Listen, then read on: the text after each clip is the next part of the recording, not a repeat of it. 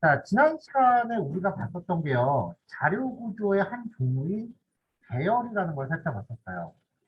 배열이라는 거는 일종의 그 캐비넷처럼 생긴 건데, 대괄호 안에 뭐 이렇게 값들을 집어넣어 놓고, 얘네들이 0부터 순차적으로 증가하는 일련 번호를 부여받는다라고 했었죠.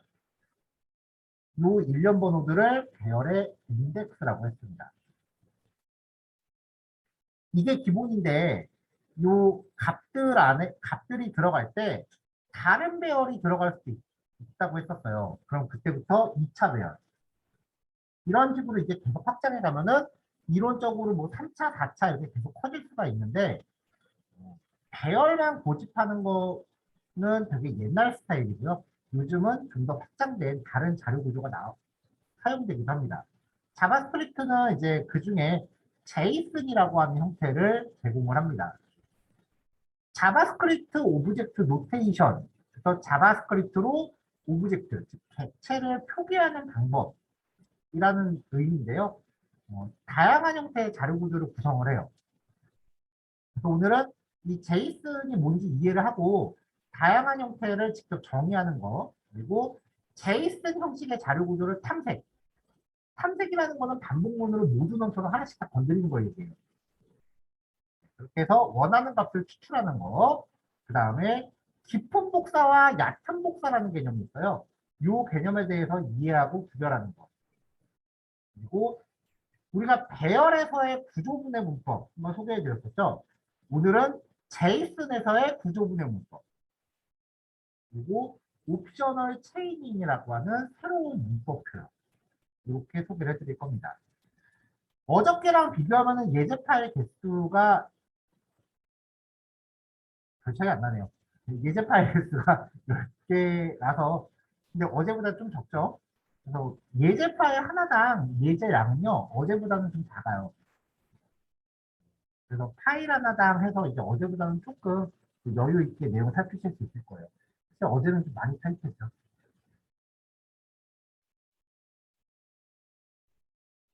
자, 우리가 계속 이야기를 하면서 객체라고 하는 용어가 계속 등장을 해요. 이 객체라고 하는 거에 대해서는 이제 다음 주쯤에 정식으로 소개를 해드릴 거예요. 클래스와 객체라고 하는 단어요. 그 전까지 객체는 하나의 변수가 있는데 그 안에 다른 하위 변수를 내장하고 있는 아주 특수한 형태다. 그렇게만 일단 기억을 해주시면 될 것 같아요. 콘스트건, 내시건, 다건 변수 선언서 방법이 세 가지였죠. 여기에다가 어떤 변수를 만드는데 이 안에 다른 구성 요소들이 들어가는 거예요. A, B, C 뭐 이런 식으로. 그럼 이제 이 하위 요소에 접근하려면 점을 씁니다. 그래서 객체 변수 이름점 하위 변수 이름. 이 코드대로면은 점 A는 1, 점 B는 2, 이런 식이 되는 거죠. 그래서 ABC라고 하는 변수 세 개가 Q라고 하는 그룹으로 묶였다라고 보시면 돼요. 아니면은 Q라고 하는 변수 안에다가 ABC를 내장시켰다라고 보시면 돼요. 같은 말이죠. 제이슨은 이런 거를 표현하기 위한 표기법이에요.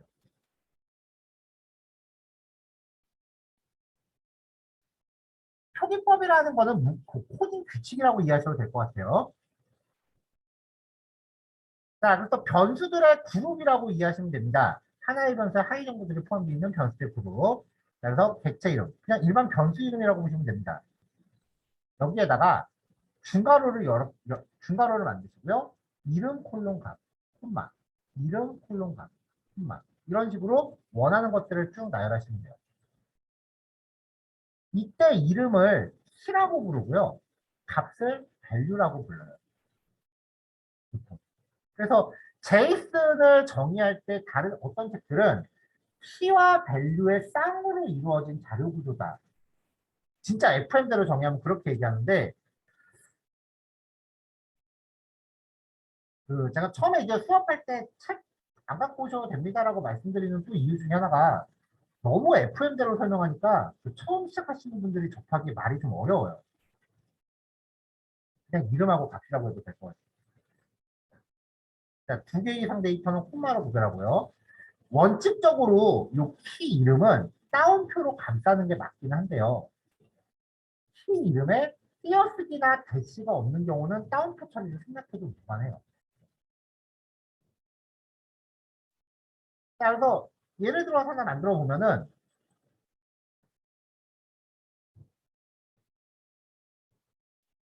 자, 1번 이죠.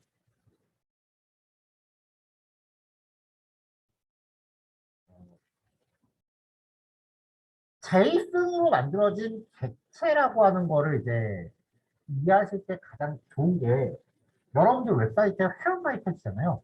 그 회원 가입 페이지를 떠올려 보세요. 웹사이트 입장에서는 회원이라는 하나의 변수를 만드는 건데, 이 안에 아이디, 이름, 성별, 메일 주소 등등등 여러 개의 하위 정보가 회원이라는 한 단위로 묶이잖아요. 이런 것들을 이때 이 회원을 객체라고 한다고 보시면 돼요. 자, 얼추 비슷하게 한번 만들어 봤습니다. 스튜던트, 학생이라는 개념을 만들었고요.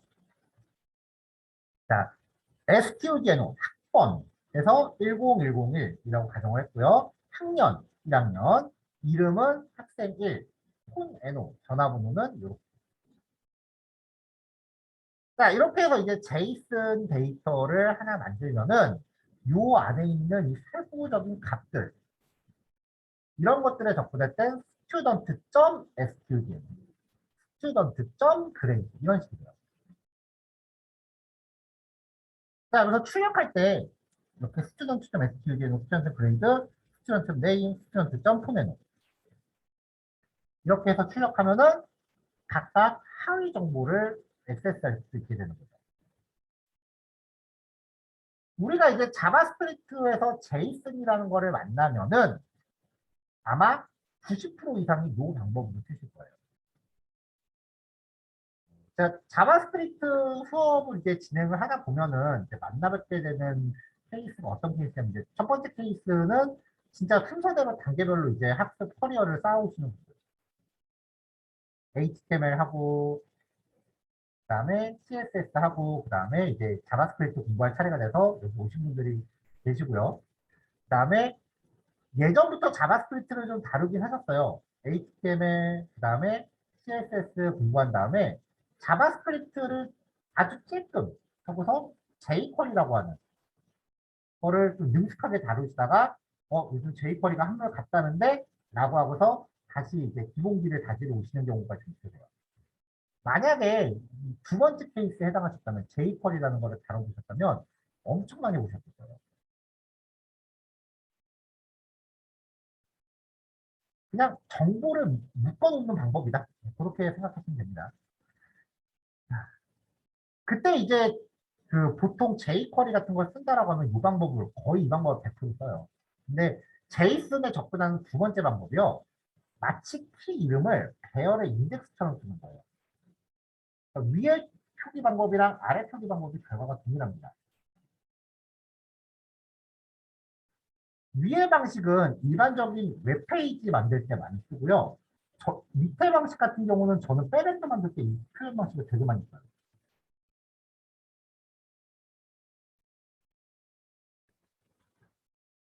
요 표현 방식의 특징은요. 이 이름을 나열하는 게 문자열이에요. 그러다 보니까 요 안을 변수화할 수 있어요. 폰 NO라는 이름으로 키 네임에다가 이렇게 변수를 집어넣어요. 그리고 스튜던트하고 대괄호 온 다음에 이 변수를 딱 집어넣으면은 폰 NO 값이 이 자리에 딱 들어가는 거예요. 근데 이런 식은 안 돼요. 어떤 식이냐면은 키 네임은 문자열 변수로 studno 한 다음에 student.keyname 이렇게 접근하면은 진짜 키네임이라는 이름을 찾으려고 들어요. 이 SQDN으로 간접적으로 집어넣는 게 아니에요.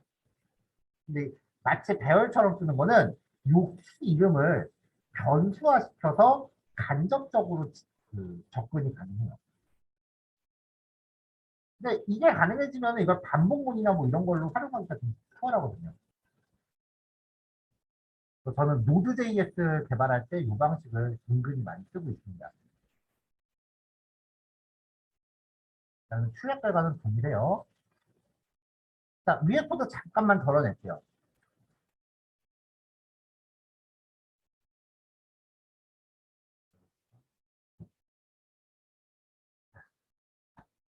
자, 새로운 명령어를 하나 소개해 드릴게요. 어, 자주 쓰이는 건 아닌데 잊어먹을 만한 한 번씩 나오는 object.get one property name. 제이슨 객체 안에 속해 있는 요 하위 값들을 프로퍼티라고 합니다. 우리말로 하면 이제 특성이라는 의미입니다.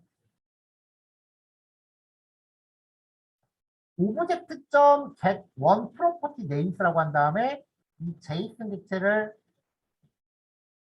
전달하면은 프로퍼티의 이름들, 요 이름들만 묶어서 배열로 변환해요.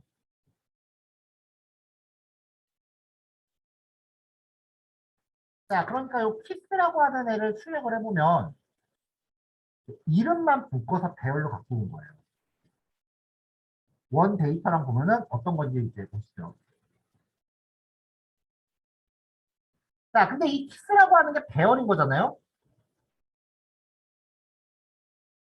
자, 이것만 제가 여기다가 여기다가 잠깐 넣어놓을게요.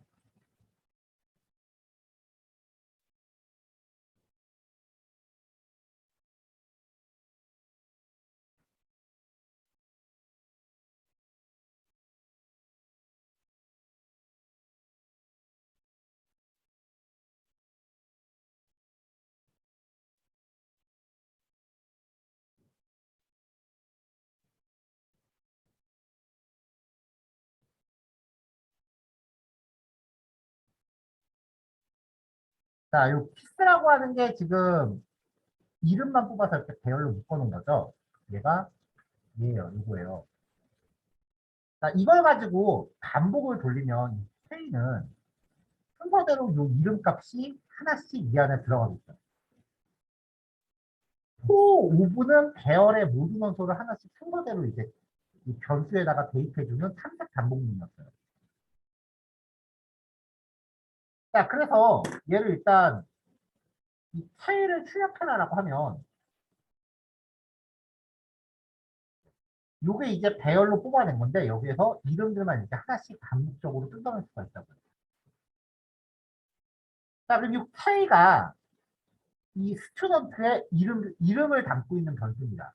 그럼 아까 조금 전에 말씀드렸던 대로 스튜던트의 K번째 항목이라고 하면은 요 모든 값들을 반복문 안에서 탐색할 수 있어요.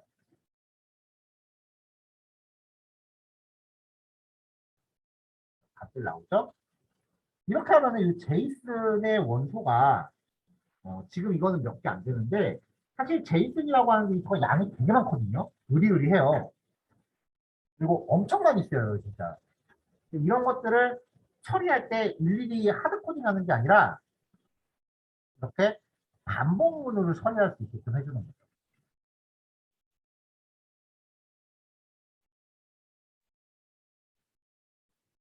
자, 근데 또 다른 반복문, 포문의 이번에 소개해드린 게 포문 세 번째 타입이에요.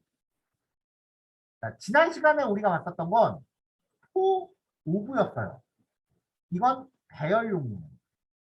오늘은 포인입니다. 이건 제이슨용입니다. 위에 거랑 과정이 똑같은데요. 제이슨 데이터를 통째로 포인에다가 걸면 이 K에 순서대로 제이슨의 이름값들이 저장됩니다.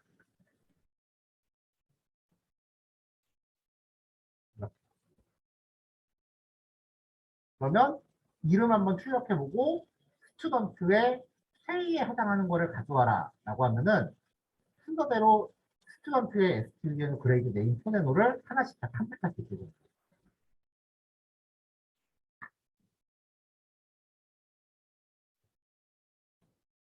모든 데이터를 탐색을 합니다. 자, 코드는 원상복구 했고요.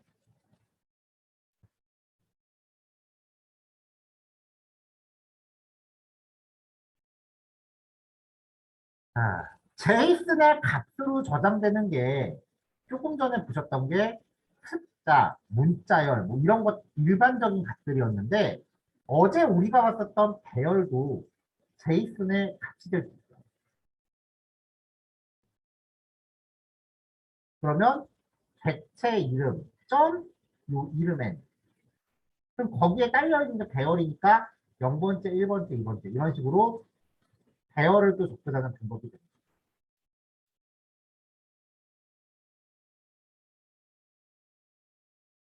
제이슨의 장점은요. 굉장히 복잡한 정보 구조를 계층화해서 표현할 수 있다는 겁니다.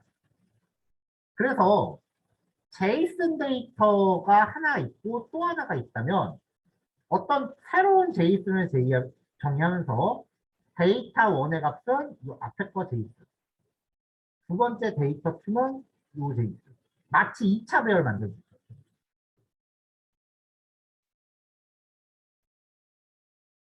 자, 이렇게 만들면 코딩을 이렇게 나눠서 해도 되지만 어제 2차 배열 정의할 때랑 똑같아요. 제이슨 1이라는 이름 빼버리고 이 중괄호를 이 자리에 바로 넣어도 되고요. 두 번째도 제이슨 2라는 이름 빼버리고 이 중괄호를 여기에 바로 넣어도 돼요. 아래처럼.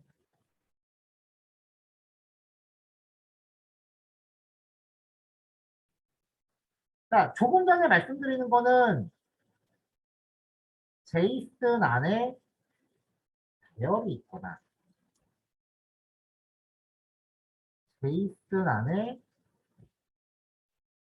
제이슨이 있는 케이스였어요. 근데 여기에 우리가 지난 시간에 공부했던 것 접목을 하면 어제 우리가 배열 안에 배열이 있는 경우를 봤죠? 이제 배열 안에 제이슨이 있는 경우도 얘네 둘이요 서로 잡아먹어요.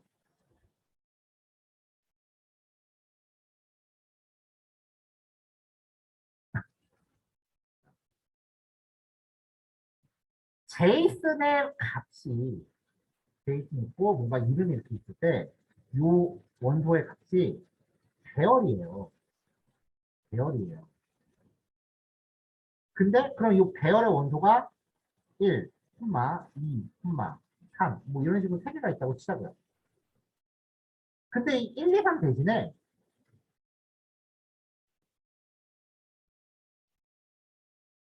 각각 제이슨이 있는 거예요. 첫 번째 거, 두 번째 거, 세 번째 거.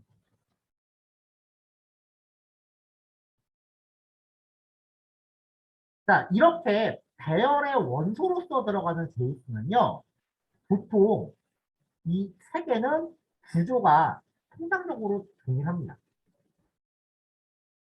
그래서 후에 0번째에 어떤 값이라는 애가 있잖아요. 이런 식으로 이제 구성됩니다. 이렇게 구성되는 경우는요, 대부분의 리스트형 콘텐츠를 만드는 데 쓰입니다.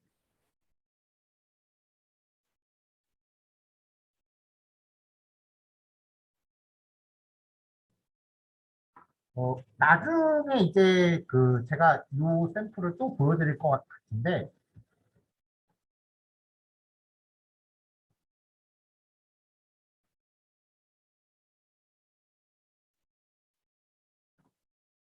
설명하기가 네이버 웹툰이 제일 만만하더라고요. 자, 월 웹툰, 화요일, 수요일, 목요일, 금요일, 토요일, 일요일 이런 식으로 있다면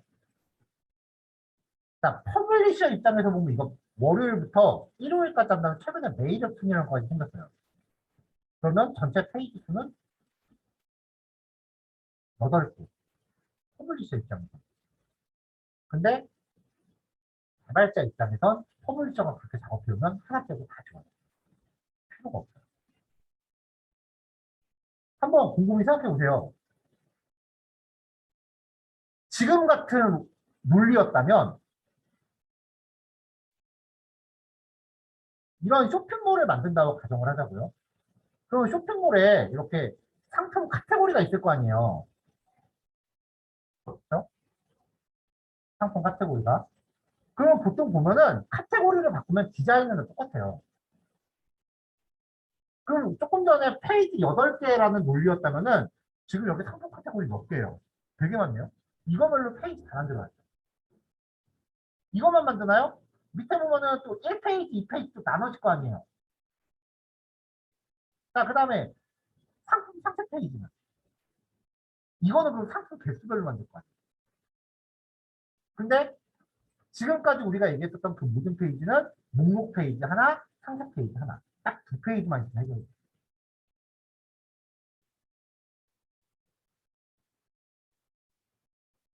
디자인이 구성이 같고 안에 내용만 다를 때는요. 나중에 우리가 할 텐데. 자, 이 예제 한번 보여드릴게요.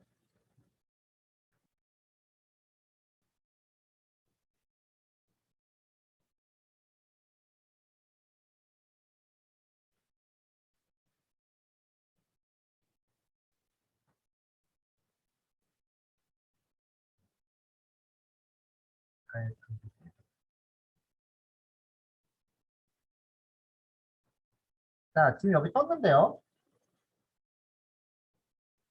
물론 지금 보여드리는 내용이 그 전체는 아니지만 자, 중간에 일단 인터넷 주소엔 한글 죽었다 해도 못 들어갑니다.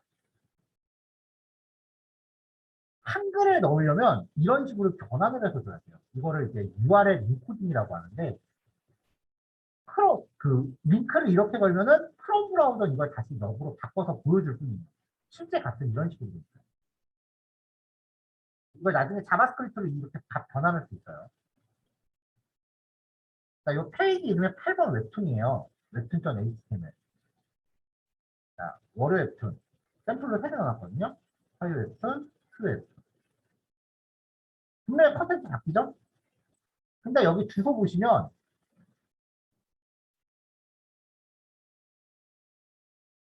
수 웹툰입니다.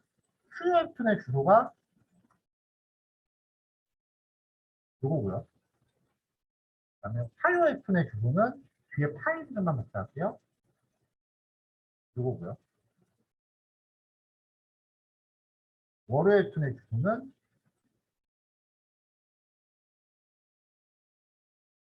이거예요.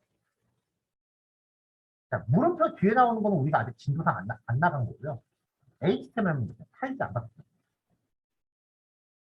껍데기가 똑같고 알맹이가 다른 경우는 HTML은요, 껍데기의 구성만 만들어 놓고요. 그 다음에 이렇게 생긴 데이터를 불러다가 출력하는 거예요. 이게 퍼블리싱과 프론트엔드의 차이예요.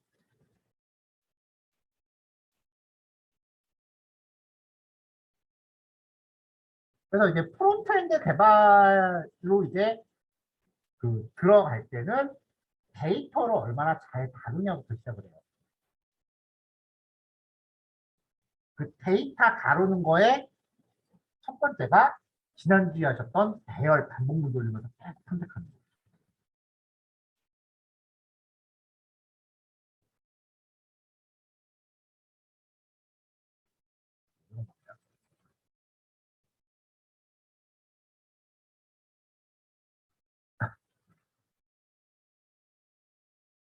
자, 이렇게 해서 이제 그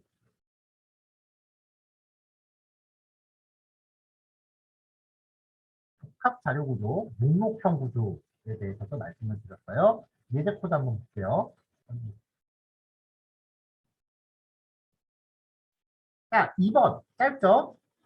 자, 컨테이너라고 하는 데이터가 있고요. 회사 이름, 회사 설립 연도, 그 다음에 회사 안에 있는 조직 구성. 자, 첫 번째 변수는 문자열입니다. 두 번째는 정수죠. 세 번째는 배열입니다. 그럼 첫 번째 값에 접근하려면 컴패니점 네임, 두 번째 거에 접근하려면 컴패니점 신스 이렇게 해도 되는데 단순히 접근할 때는 이렇게 배열처럼 써도 된다고 했었죠. 점을 붙여서 쓰건 아니면 얘네를 괄호로 묶어서 따옴표 감성에서 쓰건 두 개가 접근 방법이 똑같다는 거예요. 자, 그 다음에 컴패니점 디파트먼트, 컴패니점 네임, 컴패니점 신스, 컴패니점 디파트먼트 이렇게 접근하기도 하고 아니면은 여기에 대괄호를 묶어서 따옴표 걸어서 마치 배열인 것처럼 접근하기도 한다고요. 두 개 다 가능하다고요. 자, 근데 컴패니점 디파트먼트에 접근했더니 딸려있는 식구가 배열이네요. 그러면은 0번째, 1번째, 2번째까지 접근해야겠죠? 0번째, 1번째. 근데 만약에 디파트먼트를 이렇게 대괄호 묶어서 배열처럼 쓴다라고 하면 배열처럼 접근하고 그 다음에 두 번째. 그러니까 값에 접근하는 다양한 케이스를 다 나열한 거예요. 자, 출력하면 여기 있는 내용들을 모두 하나씩 이렇게 출력을 합니다.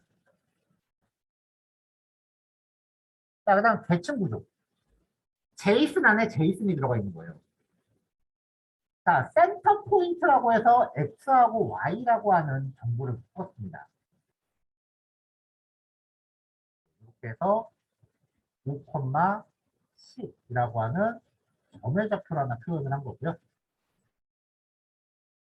자, 서클 1이라고 하는 자료를 묶으면서 센터, 중심은 이 중점의 좌표를 걸어주고 라디우스, 반지름은 5.10이라고 했어요. 그럼 이 점을 중심으로 해서 5.10인 거리, 반지름. 사실 이게 원의 정의거든요. 한 점의 좌표와 그 점에서 같은 거리에 있는 점들의 집합이 원이거든요. 뭐 원에 대해서는 유지셔도 되고요. 지금 요거면은 하나의 제이슨 안에 다른 제이슨이 요소로 들어왔다. 자, 그러면 요 중점 좌표를 알고 싶으면은 서클 원점 센터. 센터는 얘니까 센터.x.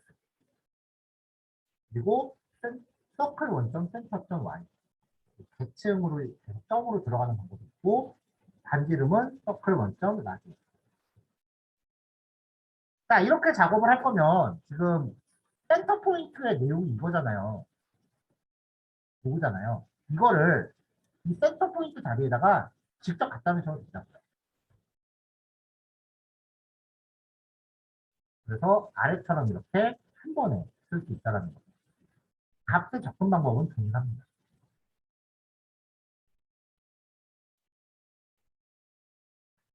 자, 일단 예제 3개니까요.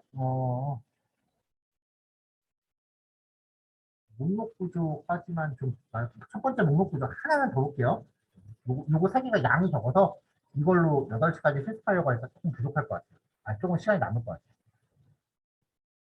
자, 스튜던트 1은 학생 1명, 스튜던트 2도 또 학생 또 1명. 자, 이 학생의 정보 구조는 같습니다.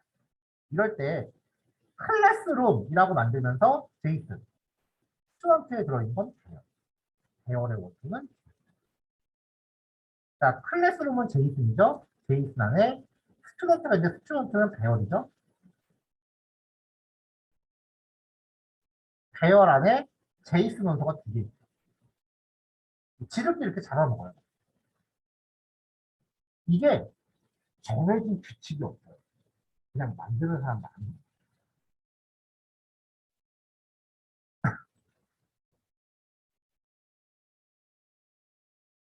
자, 그러면 클래스룸점 스튜던트가 배열이잖아요. 그럼 배열을 반복 돌릴 때는 클래스룸점 스튜던트 기본 반복문입니다. 점 랭스. 그럼 이게 몇 개인지 가져오는 거죠? 두 개네요. 0부터 2보다 작을 동안 1씩 증가. 그럼 0부터 1까지가 되는 거죠. 2는 포함이 안 되니까요. 그리고 1씩 증가. 자, 그럼 클래스룸의 스튜던트, 클래스룸의 스튜던트의 i가 0부터 시작 0일 때, 그럼 예정 요거의 student, i가 0일 때.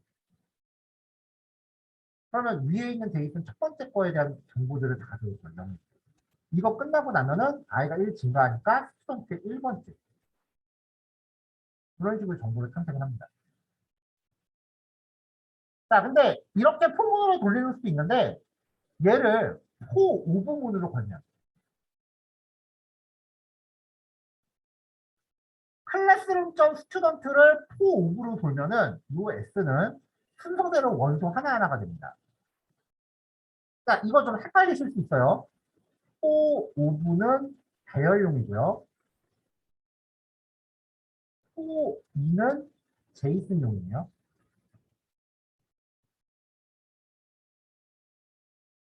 포 오브는 배열의 원소를 탐색하고요.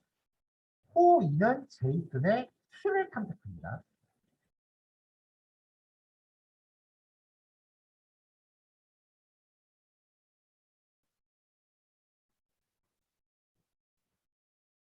자, 이렇게 해서 이제 요 S가 처음에는 스튜던트 1이 됐다가 또 그 다음에 스튜던트 2가 되면은 S.STU제너, S.그레이드, S.네임 이렇게 하나씩 출력하시면 되는데 이 포 오브문의 단점은 지금 출력하고 있는 이 S가 몇 번째 거인지를 모른다는 거예요. 왜냐하면 기본 반복문은 인덱스에 관여하는 i라는 변수가 있는데 이 포 오브는 원소를 바로 가져오지 몇 번째 거인지 관리를 안 하거든요. 그래서 포 오브를 사용하는 과정에서 인덱스에 해당하는 값을 내가 쓰고 싶으면 밖에서 초기 시대에 해당하는 변수 하나 만들어요. 그러면 첫 번째 S가 이제 세팅이 되면은 i가 0부터 시작하니까 여기가 0이 되겠죠. 그리고 S에 해당하는 첫 번째 원소를 다 쓰고 나면은 그 다음에 다시 넘어가기 전에 i를 1 증가시키고 다시 돌아가는 거예요. 그러면 그 다음 두 번째 스튜던트 2가 오면은 i가 1 증가한 후니까 i는 1이 돼 있겠죠. 마치 우리가 손가락 하나씩 꺾어가면서 개수 세는 거 생각하시면 돼요. 변수 하나 넣어놓고 반복 말미에 손가락 하나 꼽는다라고 생각하고 1을 증가시키면은 얘가 인덱스 범위처럼 쓰입니다. 근데 이렇게 하면 구조가 거의 와일문스러워지거든요. 그러니까 아래 거를 주로 쓰실지 위에 거를 주로 쓰실지는 뭐 FM대로 말하면은 용도에 따라 쓰셔야 됩니다라고 얘기하겠지만 전 되게 무책임한 얘기고요. 그냥 마음에 드는 거 아무거나 좋아하시는 거 쓰시는 거예요. 크게 별 차이 없어요. 요즘 새로 공부하시는 경우에는 요거 아니면 나중에 우리가 배울 맵이라든지 포이치라든지 이런 좀 향상된 기능이 있거든요. 이런 거를 위주로 사용을 하고요. 그게 옛날에 공부하신 분들, 거의 공부하신 지 10년이 넘어가시는 분들은 아직도 이 방법을 공부하세요. 그냥 옛날 언어는 요거밖에 없었거든요.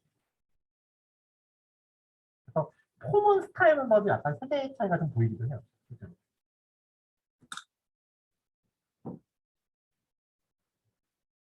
자, 요거까지입니다. 네, 여기까지 하나당 5분씩이면 충분히 하시지 않을까 생각을 해요. 그리고 10분 쉬었다가 8시 10분에 이어서 할게요. 네, 조금 이따 뵙겠습니다. 자, 이번 퀴즈는 아까보다는 조금 더 여유가 있을 겁니다. 전체적으로 오늘은 여유가 좀 있어요. 목록 구조에 대해서 봤었는데요. 좀 더 이제 딥하게 들어가 보죠. 자, 클래스룸이라고 하는 자료를 하나 정리를 했는데요.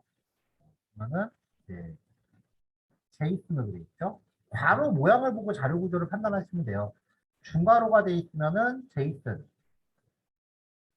그다음에 대괄호로 되어 있으면은 배열. 배열은 다른 말로 어레이라고 합니다.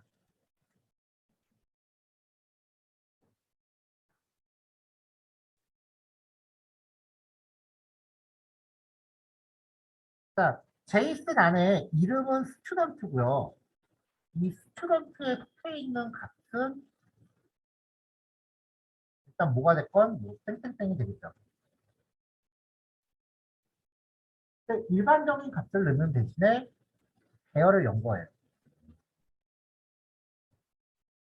그러면 이제 이 스튜던트에 들어가는 항목, 스튜던트 안에 있는 게 배열이니까 클래스룸.스튜던트의 0번째.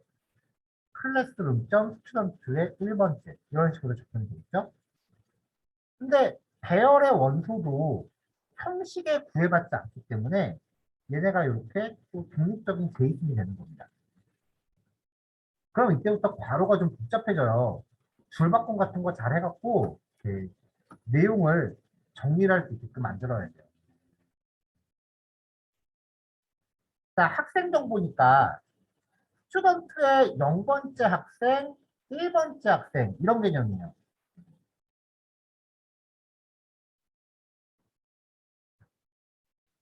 그럼 이제 이런 게 이제 목록 구조를 의미하는 거죠. 자, 그럼 이제 그 우리가 게시판 같은 거 보면은 이게 다 똑같이 생겼잖아요, 목록이. 항목이 들쭉날쭉하진 않죠. 어떤 거는 글번호, 제목, 작성자, 조회수, 추천수 이렇게 있고 어떤 거는 글번호랑 제목만 있고 이러진 않잖아요. 그래서 이런 식으로 갈 때는 배열 안에 제이슨이 있을 때는 각 제이슨의 키가 다 똑같다라고 전제를 하고 들어가는 거예요. 물론 다를 수도 있어요. 다른다고 문제가 되진 않아요. 여기는 학번하고 학년만 있고 위에는 학년하고 이름만 있고 이렇게 돼도 문제는 안 돼요. 근데 이렇게 가변적인 구조로 가면 너무 그 코드가 어렵고 복잡해지니까 배열의 원소인 제이슨은 다 똑같이 생겼고 내용만 다르다. 이거를 이제 관례적으로 이렇게 따르고 가는 겁니다. 자, 클래스룸점 스튜던트로 스튜던트 길이만큼 반복을 돌려요. 스튜던트 배열이 있고 콤마 여기 있잖아요. 0번째, 1번째죠.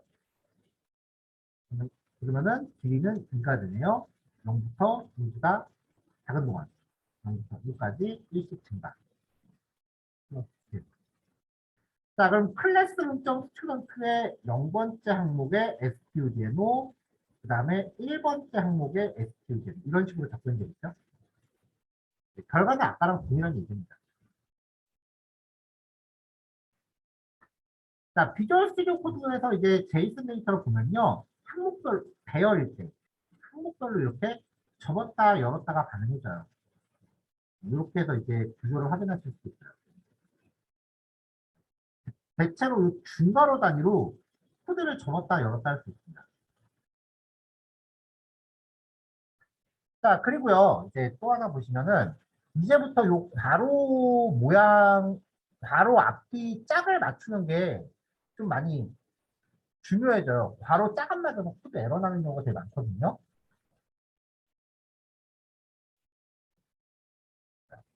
그 비주얼 스튜디오 상에서 왼쪽 맨 아래쪽 보시면 이제 설정 아이콘이 있어요. 톱니바퀴 모양이요. 요거 누르고 설정 메뉴로 들어가신 다음에 찾아볼게요.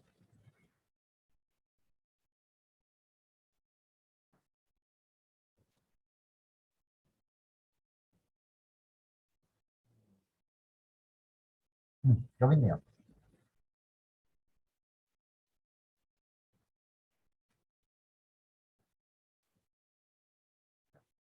괄호라고 검색하시면 나오는 항목 중에요.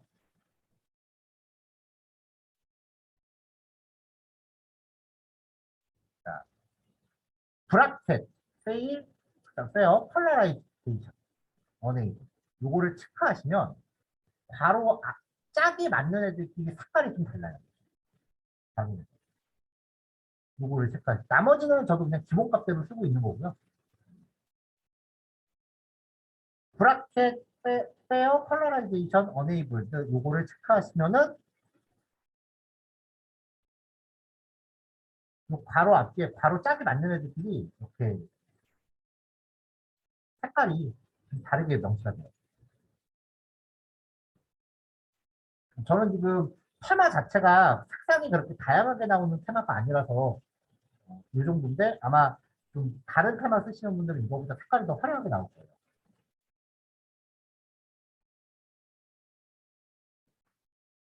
그리고 이제 본격적으로 들여쓰기에 좀 신경을 쓰셔야 될 타이밍입니다.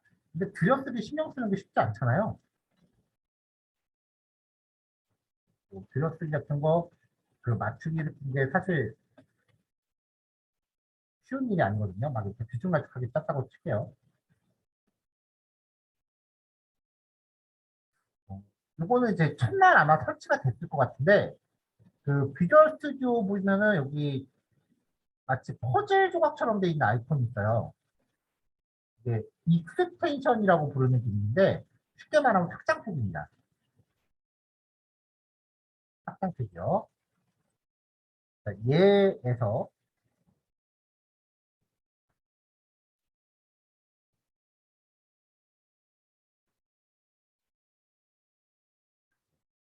프리티어라고 하는 애를 검색해서 설치하시면 아마 첫날 설치가 되시지 않았을까 싶어요.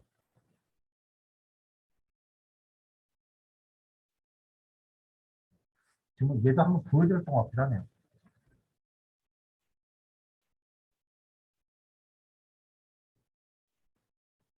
자, 얘를 프리티어라는 애를 검색해서 설치하시면 코드상에서 물론 X표가 없어야 돼요. 어, 잘못 작성하면 빨간 줄로 여기 잘못했다라고 알려주거든요. 잘못 작성한 데가 없어야 돼요. 그 상태에서 그냥 들여쓰기나 줄바꿈 같은 것만 안 맞을 때 컨트롤 시프트 P 맥 쓰시는 분들은 커맨드 시프트 P요. 거기서 포맷이라고 검색하시면 문서 서식이라고 나와요. 이거 선택하시면 줄맞춤이나 들여쓰기 같은 게 자동으로 설정이 됩니다. 요거 보니까 요거 전에 한번 말씀드렸던 게 이게 기억이 나네요. 그 명령어 입력하실 때 이렇게 생긴 괄호가 기본적으로 입력돼서 나와요. 이 상태에서는 여기 명령어를 입력할 수 있는데 명령어 잘못 입력한 경우에 명령어 잘못 입력했을 때 잘못했네 뭐 지우다가 이 괄호까지 같이 지워버리시는 경우가 있어요. 그때부터는 파일 검색 기능입니다. 그래서 내가 열고 싶은 파일을 이렇게 입력 이름을 찾아서 그 파일을 이렇게 다이렉트로 여는 거죠. 이런 식으로 이제 사용이 가능합니다. 그래서 줄맞춤 기능 같은 거 잘 쓰시면 그 코드 정렬이 좀 수월해지고요. 그래서 결정적으로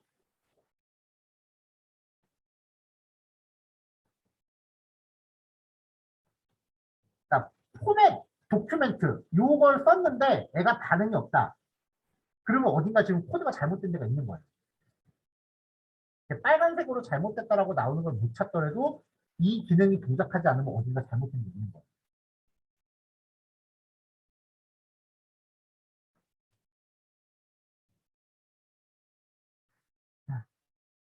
그다음에 이제 제이스에서 마지막으로요. 원칙적으로 이름 콜론 값 콤마 이름 콜론 값 콤마 이름 콜론 값까지만 하는 게 원칙적으로 맞는데 맨 마지막에 쉼표 하나 넣는 거 정도는 자바스크립트가 봐줍니다. 여기 보시면 배열할 때도 배열 원소 표기할 때도 여기에 쉼표. 근데 뒤에 쉼표가 의미 없이 하나 더 있거든요. 이런 걸 그냥 봐줘요.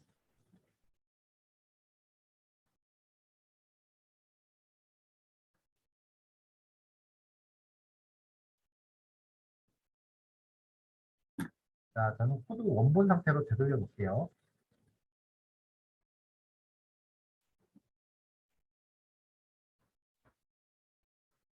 자, 6번 목록 구조 세 번째입니다. 좀 복합적인 목록 데이터예요. BBS라고 했을 때 어, 게시판을 표현할 수도 했어요. 보통 이렇게 하면은 글 목록 컨텐츠, 목록 컨텐츠를 의미하는 게 배열을 갖고 있는 상태로 하나 있고요. 그리고 이 데이터를 설명하기 위한 구조 데이터들이 위쪽에 이렇게 나열되어 있어요. 여기서는 게시판의 이름은 공지사항이고 전체 게시물 수는 4개고 그 다음에 아이템, 게시글의 항목들은 배열로 연결돼서 4개가 들어있어요. 자, 그럼 게시판의 이름은 bbs.title, bbs.count는 전체 게시물 수, 그리고 글 목록을 처리할 때는 반복문으로 돌리면 되는 거예요. 이 아이템에 대해서. 자, 일반 포문으로 bbs.item.length bbs.item.배열이니까 length로 접근하면 4개네요. i가 4보다 작을 동안 0부터 3까지죠. 1씩 증가. 다음 BBS 아이템의 0번째, 1번째, 2번째, 3번째가 됩니다. 자, 얘가 0번째, 1번째, 2번째, 3번째죠.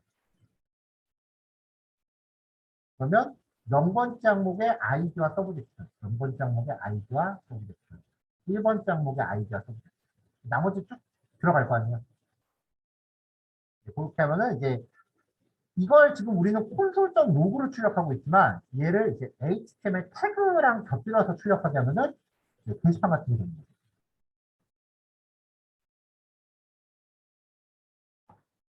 자, for of 배열을 뒤에다 박아요. bbs.item의 배열이니까 배열을 of 뒤에다가 박아요. 그러면 이 K는 배열의 0, 1, 2, 3번 있는데 요 원소 하나가 요 변수의 통째로 바뀌는 겁니다. 그리고 이 K는 배열의 원소수만큼 계속 한 번 수행할 때마다 바뀌는 거죠. 모든 원소를 순서대로 K에다가 집어넣는 거예요.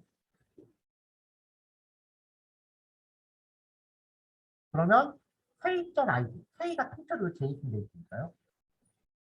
K.id, K.subject라고 하면은 이 반응문도 데이터를 다 훑어보게 되겠죠. 오늘 제가 낮에도 이제 취업반 학생들 설명하면서 요거랑 비슷하게 생긴 데이터를 하나 봤어요.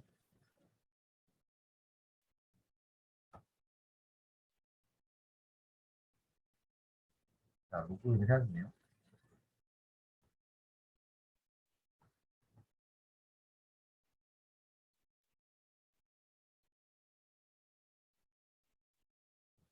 설명하느라고 잠깐만이 아무거나 당하는데.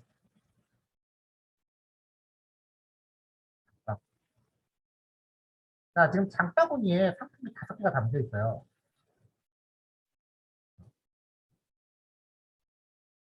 웹브라우저의 개발자 도구라는 게 있어요. 아마 CSS 확인하면서 많이 보신 분들 계실 것 같아요.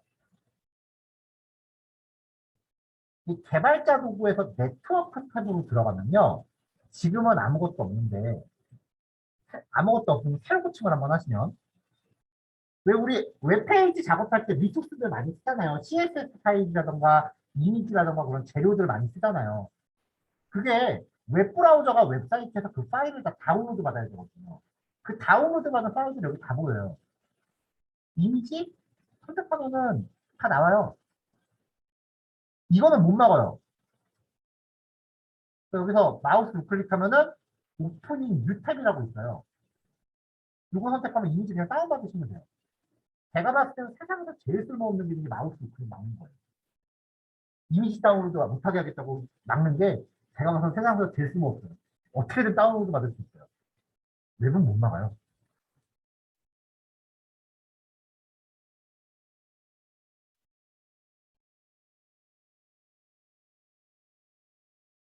자, 아무튼 이 정보들 중에 보면은요, 이 정보들을 하나씩 이제 구경하다 보면 뭔가 나옵니다.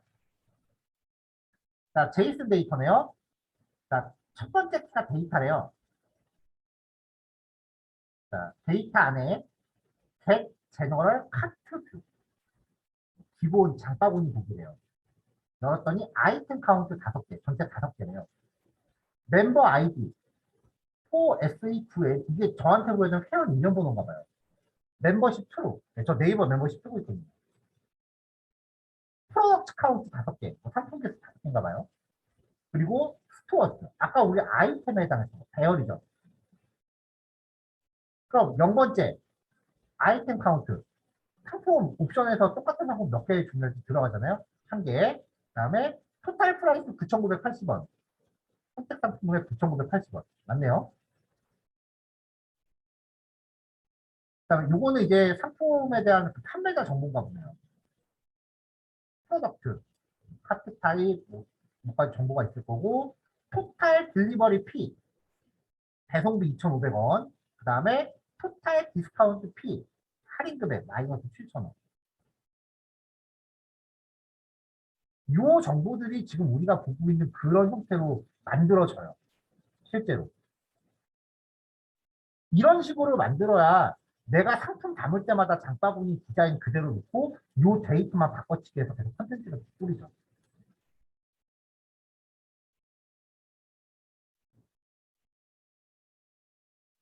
그럼 아마 요 페이지를 작업할 때 퍼블리싱 하시는 분은 요거 한 칸만 만드시면 될 거예요. 장바구니에 상품 여러 개 있다고 해서 코드 여러 개 복사할 필요 없고요. 그러면은 얘가 요 스토어스에 있는 게 배열이니까 배열 개수만큼 반복 돌면서 이 HTML 태그를 여러 번 생성을 할 거예요. 이런 것들을 하고 있는 겁니다. 근데 지금은 우리가 소스 코드상의 제이슨을 이렇게 강제로 정의를 해요. 어, 나중에 이게 HTML이 같이 나와도 일단은 자바스크립트 코드 불러가는 이 제이슨을 넣을 거예요. 그러면 요 소스 코드가 HTML 안에 박혀 있으면 컨텐츠를 바꾸려면 소스 코드를 고쳐야 되잖아요, 우리가. HTML 파일 안에다가 요 코드를 그대로 복사 붙여넣기 하면은 이거 고치지 않는 이상 내용 안 바뀌거든요.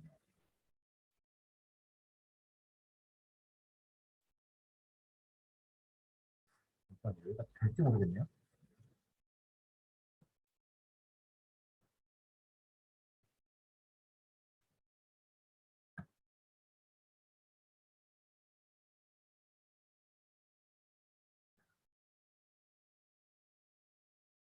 자, 그러면 이제 웹사이트를 하나 만든다고 가정을 해요.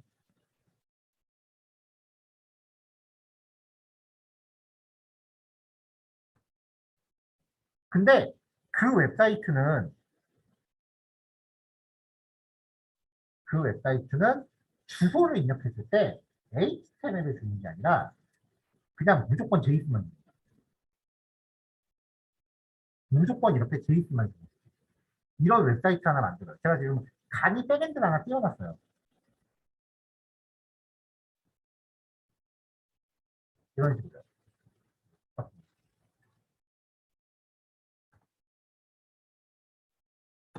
이런 식으로. 우리가 이 제이슨을 HTML 코드에 때려 박으면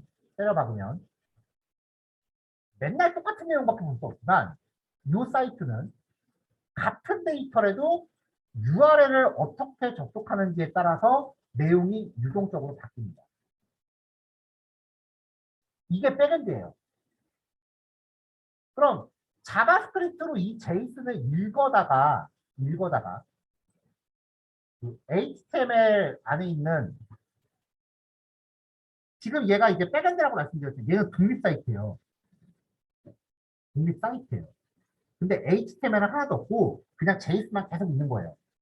그리고 웹사이트를 또 만들어요. 여기는 HTML만 죽어라 있어요. 근데 두 개가 사이즈가 다르잖아요. 여기서 요 제이슨 파일을 읽어봐요. 좀 있어 보이게 말하면 원격치 제이슨을 요청하는 거죠. 주세요 하면은 얘가 그걸 응답으로 줘요.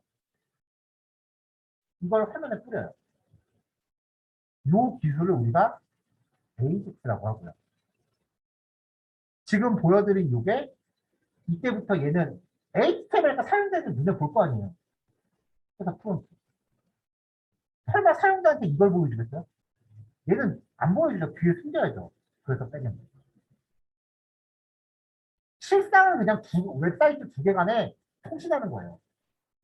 근데 역할 분담에 따라서 전면에 나서느냐, 뒤에 숨어 있느냐로 프론트엔드, 백엔드라고 개념적으로 나눠서 부르는 것 뿐이고요. 그래서 지금 우리 수업의 모든 내용이 사실은 다 여기에 맞춰져 있어요.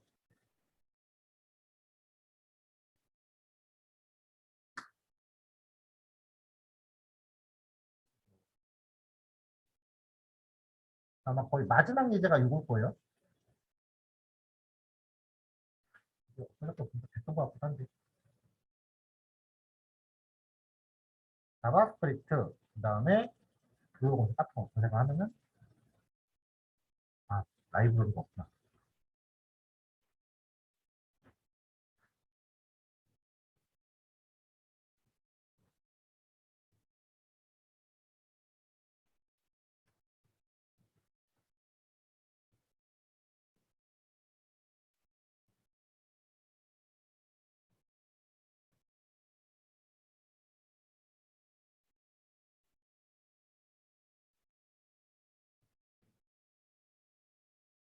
잠깐만요.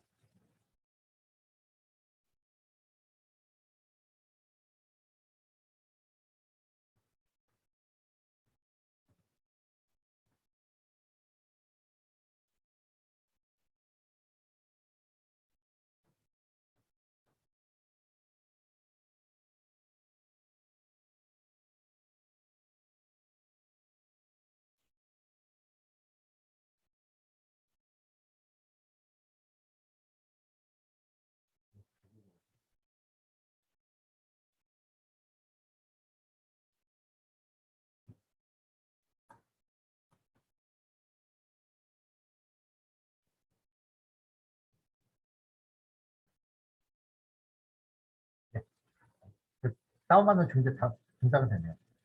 지금 이게 우리 거의 마지막에서 끝에서 두 번째 정도 되는 얘기인데, 지금 검색어를 했을 때, 지금 이제 검색 결과가 이렇게 나오거든요. 스크롤 내리면은 이제 무한 스크롤도 이렇게 구현이 돼 있어요. 그러면 스크롤 한번 내릴 때마다 지금 얘가 이렇게 보는 걸 보면은 이런 식으로 제이슨 데이터를 쭉 받아와요. 지금 이거는 카카오에서 받아오는 거예요. 우리가 백엔드를 직접 만들 수 없으니까 카카오 백엔드 그냥 갖다 쓴 거예요.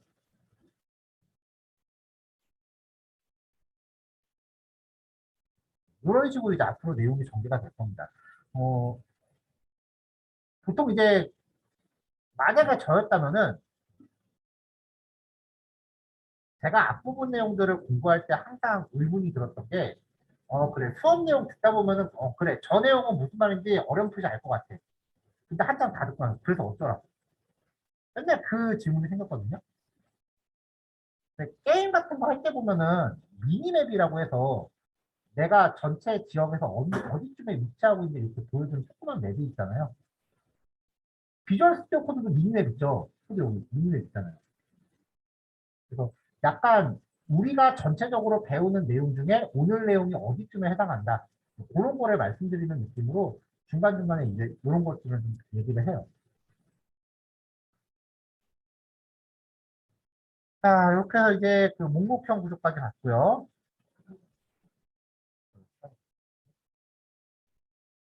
자, 하나만 좀 더 볼게요. 어려운 내용은 아닙니다.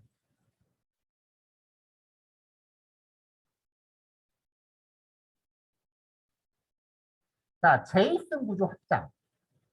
이거 전에 배열하고 똑같은데요. 존재하지 않는 키에 대해서 출력하려고 하면 없는 걸 출력하는 거니까 언디파인드로 나와요. 근데 존재하지 않는 키를 가지고 대입을 하면은 그 순간 객체가 확장돼요.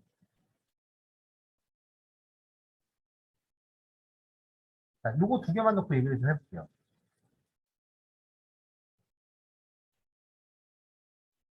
자, to라고 하는 데이터가 있는데 네임은 자바스크립트고 age는 19예요. 이렇게 만들어 놓고 푸점 이메일을 출력해라라고 없잖아요. 없으니까 정의되지 않았다라고 해서 언디파인드가 출력이 돼요. 그 다음에 age에다가 내가 1을 더하는 연산을 하고 싶었어요. 근데 코딩하다가 에러가 난 거예요. 아, 오타가 난 거예요. 오타는 흔히 나잖아요. 그래서 age라고 적어야 되는 걸 오타 나서 이렇게 적은 거예요. age를 agea라고 오타가 났다고 가정을 해요. 그러면 undefined 플러스 1이 되니까 숫자가 아닌 결과값으로 not a number, 즉 NaN이 출력이 돼요.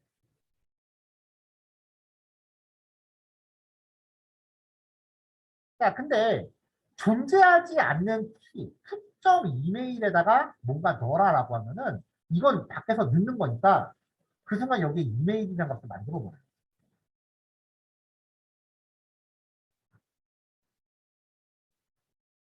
그래서 갑자기 이메일이나 제가 이렇게 등장을 해요. 또 때때로 아무것도 없는 빈 객체를 만들어 놔요. 출력하면 아무것도 안 나와요. 근데 거기다가 반복 돌면서 자, value 플러스 i, 그 i의 범위는 0부터 9까지입니다. 그럼 value 플러스 i라고 하면은 value 0부터 value 9까지가 될 거예요. 요거를 키로 잡아요. myJSon의 value 0번째, value 9번째까지. 여기서 i 곱하기 100을 넣으면은 출력할 때 비어있는 애가 확장이 되는 거예요.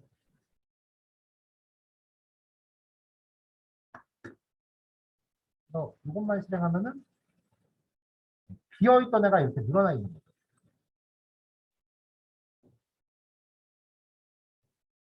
이 특성은 배열도 마찬가지였어요.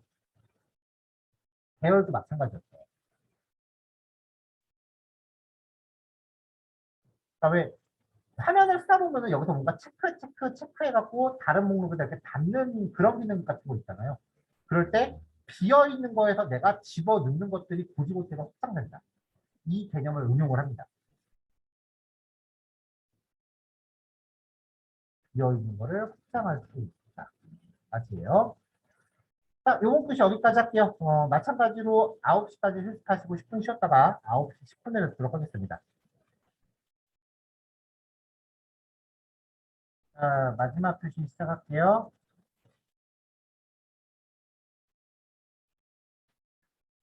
자, 요거는 이제 참조 복사라고 하는 개념인데요. 자바스크립트에서는 깊은 복사, 얕은 복사라는 이름으로 또 많이 알려져 있어요.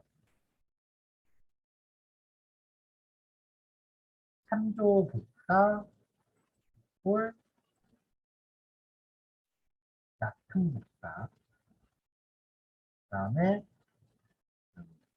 갑복사, 홀, 깊은 복사.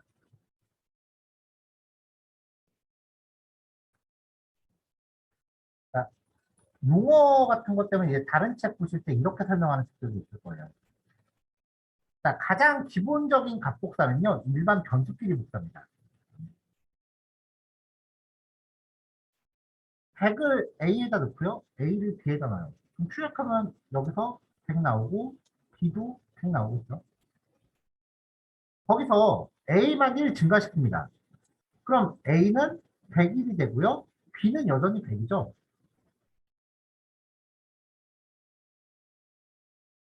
자, 이게 갑복사예요. 원본이 바뀌어도 복사본에 영향이 없어요. 그냥 서로 독립적으로 존재하는 거예요. 근데 이 복사 변수끼리 대입될 때 이게 A가 배열이나 아니면 제이슨일 경우에는 동작이 좀 달라요. 배열, 제이슨, 그리고 제이슨이 객체죠. 객체끼리의 복사는 참조 처리됩니다. 참조 처리라는 게 뭐냐면 일종의 바로가기 같은 거예요. 바탕화면에 바로가기 만드는 거죠. 그래서 원본을 수정하면 복사본이 같이 바뀌어요. 반대도 마찬가지죠.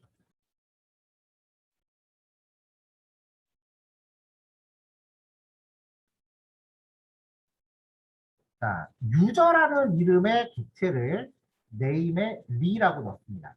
그리고 그거를 멤버에다 그대로 대입을 했어요. 출력하면 둘 다 똑같이 나오겠죠. 일단 요거 먼저 확인. 둘 다 리일이 나오죠? 똑같은 걸 대입했으니까.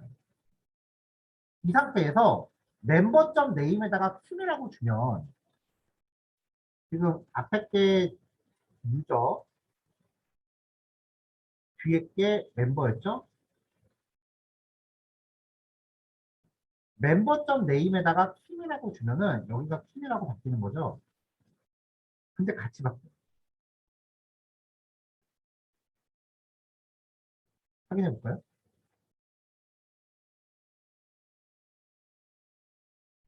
이때 같이 바뀌어요. 유저와 멤버 둘 다 줄였는데 같이 바뀌어요. 배열도 마찬가지예요. 자, D1이 1, 2, 3, D2에다 D1을 넣습니다. 여기서 출력하면 똑같이 바뀌겠죠? 똑같이 나오겠죠? 이 상태에서 D1의 모든 원소를 10씩 증가시켰습니다. 그리고 두 개를 다시 출력해 보면은 두 개가 같이 바뀌어요. 이 현상을 참조 복사 혹은 얕은 복사라고 합니다. 이것 때문에 오작동하는 경우가 되게 많아요.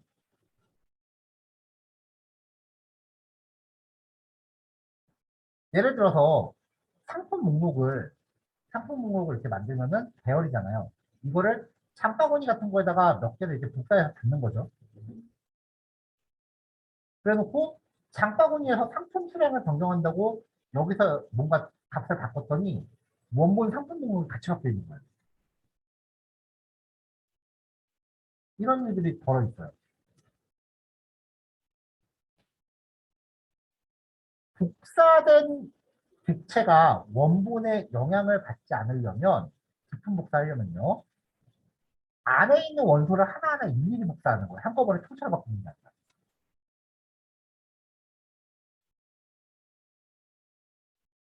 자, A1이 1, 2, 3이에요. A1.length라고 하면 3이죠. U 어레이에다가 숫자값 하나만 넣으면 이게 칸수가 돼갖고 빈 칸을 갖는 배열을 만든다고 했잖아요. 그러니까 A2는 세 칸을 갖는 비어있는 배열이 될 거예요. 자, A1의 길이만큼 반복을 돕니다. 그럼 i는 0부터 2까지죠. i가 0일 때 A1의 0번째 항목을 A2의 0번째에다 넣습니다. 얘를 똑같은 자리에다 갖다 넣는 거예요. i가 1이 되면 A1의 1번째를 A2의 1번째에다 넣습니다. 이가 2가 되는 거고요. i가 2가 되면은 A1의 두 번째를 A1의 두 번째를 A2의 두 번째에다 넣습니다. 얘를 여기다 넣습니다. 이렇게 하나하나 일일이 복사하면은 A1과 A2 각각 독립적으로.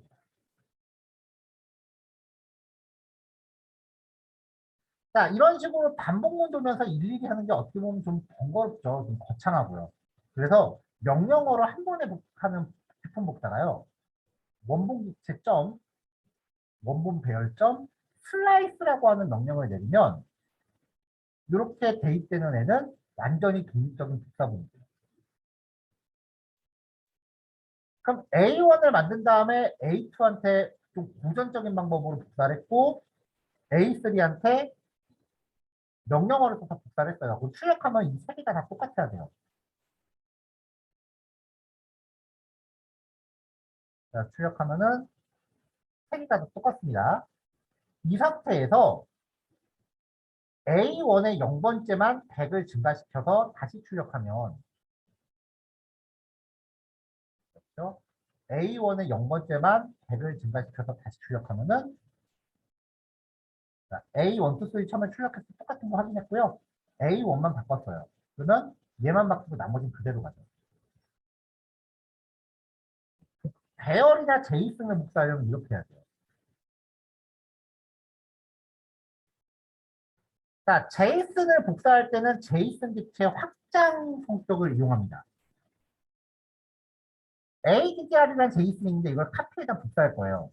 그러면 이 ADDR을 호 인에다가 걸면 T는 CT와 구가 되죠. CT랑 구라고 하는 이름이 됩니다. 그래서 처음에 CT일 때 ADDR의 CT를 카피의 CT에다가 넣으라가 되는 거예요. 근데 카피에는 CT가 없으니까 만들고 들어. ADDR의 CT람은 서울인 건데 이 서울을 카피의 CT에다 넣어요. 근데 없으니까 CT라고 적고 서울이라고 들어가는 거죠. 그 다음에 9일 때도 이 값을 그대로 만들면서 들어갑니다. 이렇게 하나하나 복사하면은 똑같이 되는데 이렇게 복사한 상태에서 ADDR의 9만 강남으로 바꾸면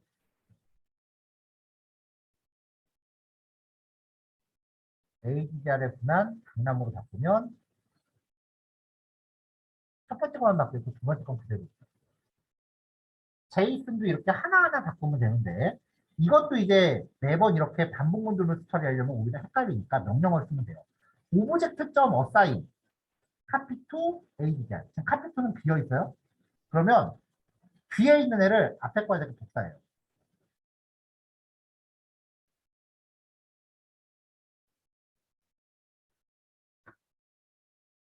자,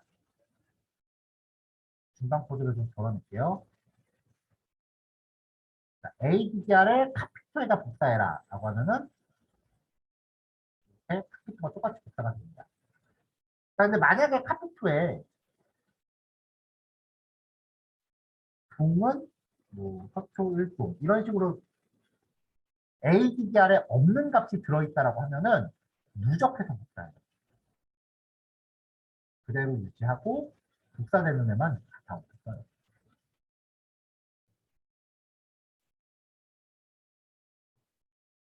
자, 요건 이제 갈무리를 해두셔야 되는 일종의 현상이에요. 3조 복사, 깊은 복사라고 하는 개념이고요. 자, 오늘 수업 내용의 가장 큰 거는 제이슨의 구조예요. 1번부터 6번까지 내용.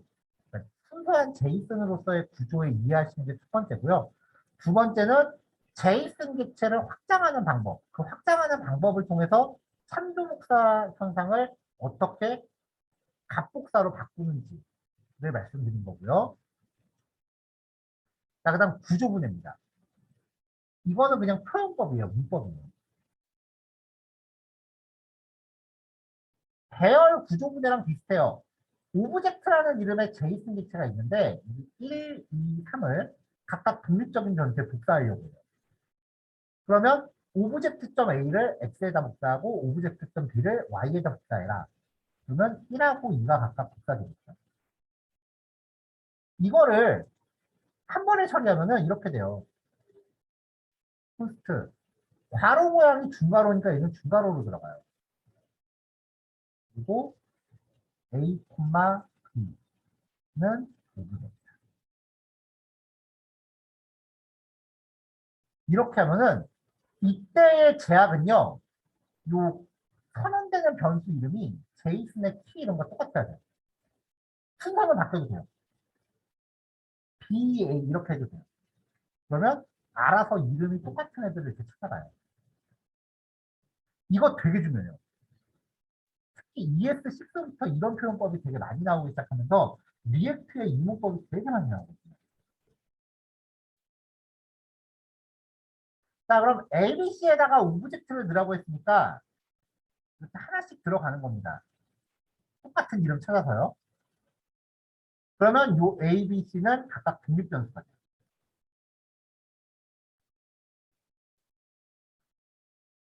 배열에 대한 비구조문법은 예전에 한번 말씀을 드렸, 저번 시간에 한번 얘기를 했었죠.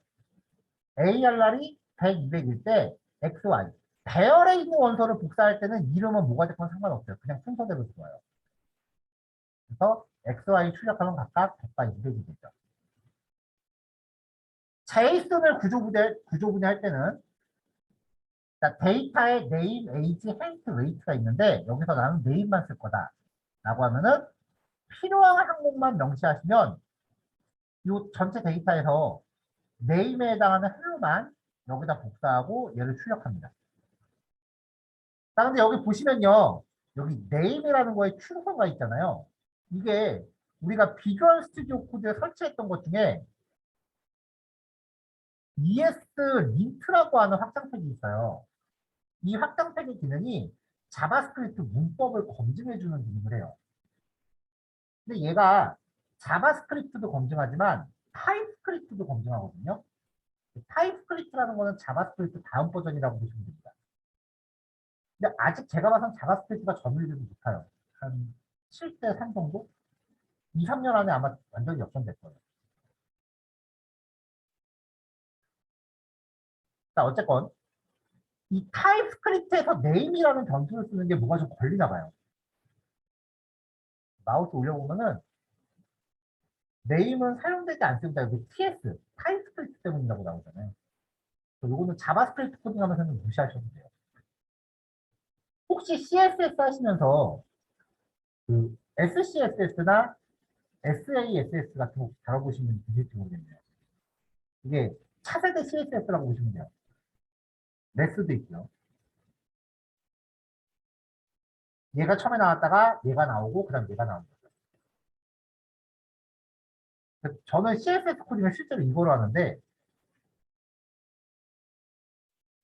어, 기본적으로 CSS 표현법을 그대로 가져가긴 하는데요.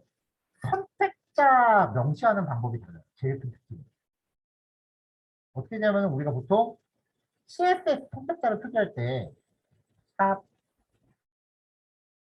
헤더 안에 점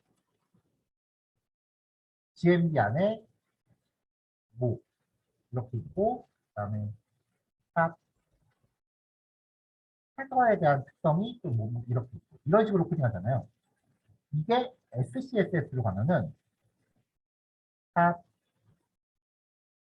헤더 안에 뭐뭐 특성이 있고 요 GMB라는 게 헤더 안에 들어있던 게 있잖아요. 요 밑에서 GMB 그다음에 들어가고 이렇게 표기가 바뀌어요. 이게 SCSS거든요. 근데 이 웹브라우저가 인지를 못해요, 이거. 뭐 어떻게 동작하느냐? 파일, 코드 여기. 아, 제가 HTML 수업할 때 코드를 좀 볼게요. 아, 참고로 저는 여기서 그 제식자반에서 HTML, CSS는 수업을 안 하는데 이건 취업자들용으로 만들어 놓은 거예요. 이런 식으로 코딩이 돼요.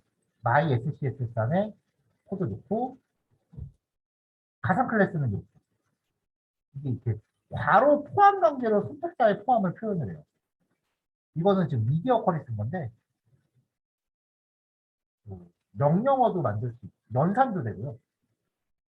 이거 되게 편해요. 32픽셀 곱하기 2, 뭐 이런 게 되고요. 그 다음에 자주 쓰는 값들을 변수로 만들어 놓는 거예요. 그러니까 우리가 지금 자바스크립트에서 변수 쓰듯이 미리 이렇게 갖다 만들어 놓고 필요한 데서 이렇게 딱 하면은 그 값이 그냥 그대로 유지하게 돼요. 이렇게 만들고 나면은 얘를 그냥 쓸 수 있는 게 아니라 변환 작업을 거쳐요. 그러면 얘가 CSS 파일을 뱉어내요. CSS 파일을 뱉어내요. 이게 SCSS예요. 타입스크립트도 개념이 딱 이래요. 코딩하고 나서 변환 작업 거치면 자바스크립트를 뱉어내요. 타입스크립트도 그런 식으로 동작을 해요. 그 제가 쓱 봤더니 아무래도 여기 계신 분들의 거의 과반수 이상 되시는 분들이 다음 내용으로 이제 리액트를 생각하고 계신 것 같아요. 그래서 겸사겸사 이 SCSS 말씀드렸는데요. 타입 리액트는 얘를 물론 CSS 쓸 수 있습니다만 얘를 기본으로 써요. SCSS. 그래서 되게 많이 뺐어요. SCSS가 적응이 안 돼서 리액트 코드 들어와서 저게 뭐야 하다가 이제 내용 다 붙이시면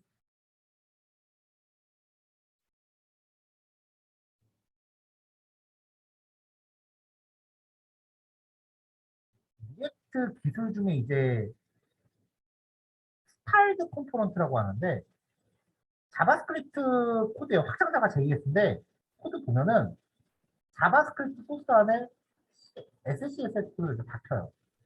CSS 파일을 따로 안 만들어요.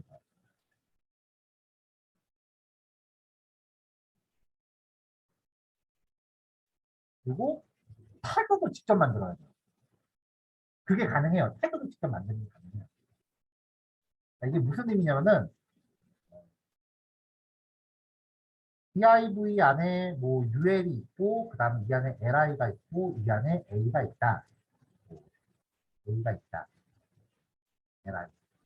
이게 한 10개 정도 있다고 칠게요. ul 그 다음에 div가 있다. 이제부터 이 태그를 나는 메뉴링크 컨테이너라고 부르겠다라고 하면은 다른 데서 메뉴링크 컨테이너라고 태그 한번 짱 쓰면 이게 충분할 수 있어요. 이게 리액트 기본 개념이에요.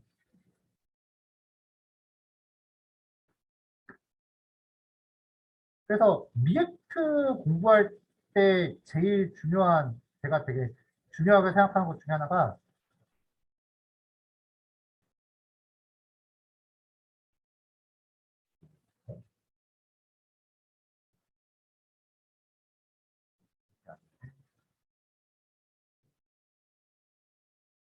아, 네.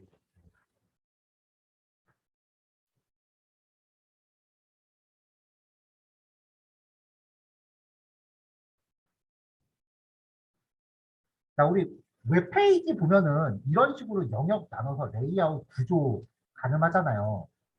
대충 이제 어림 잡아서 이제 다 덩어리별로 이렇게 쪼개잖아요. 그래도 HTML 짤 때는 이게 다 소스 하나에 다 들어가니까 사실 깊게 생각을 안 한다고요. 근데 리액트는 이렇게 영역을 나누면 요거 하나하나 개별적인 자바스크립트가 있어요. 얘네 하나하나. 영역별로 지금 JS라고 지금 적어놓고 있어요.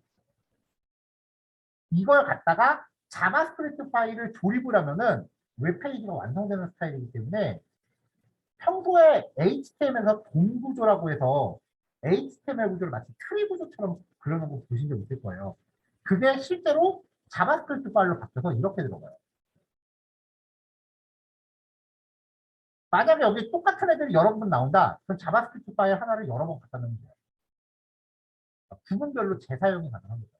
여기서 포스트 JS, 포스트 JS 이렇게 들어가잖아요. 그래서 HTML 동구조 만드는 거 연습하시는 게 이게 영향이 되게 커요. 리액트 이해할 때. 사실 이거 처음에 고려하는 게 되게 귀찮죠.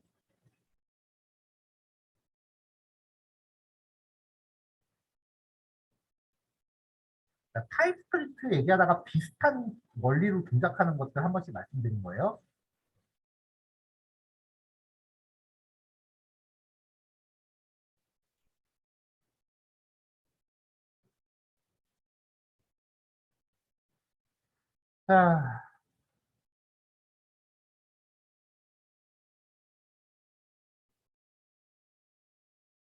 자, 요 데이터라고 만든 이 제이슨을 구조 분해할 때 만약에 나한테 키랑 몸무게만 필요하다라고 하면은 콘스트라고 하면서 요 이름하고 똑같은 변수를 만듭니다.